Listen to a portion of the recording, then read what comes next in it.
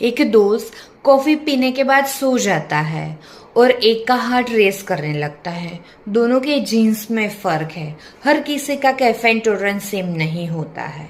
कुछ लोगों का फास्ट कैफीन मेटाबोलाइजर होता है और कुछ लोगों का स्लो।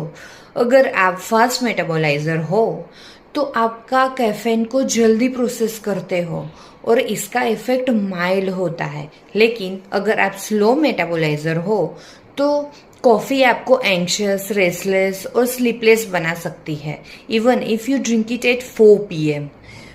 और ये सब एक जीन को स्टडी करके पता लगाया जा सकता है, CYP1A2 जीन। तो नेक्स्ट टाइम जब कोई बोले कि कॉफ़ी पीने से कुछ नहीं होता, याद रखना उनका DNA अलग है और आपका बॉडी अलग रिएक्ट करेगा। अगर आप जानना चाहते हो कि आपका बॉडी कॉफ़ी को कैसे हैंडल करता है तो कमेंट करो कैफीन या DM करो। Let's decode your DNA power coffee response.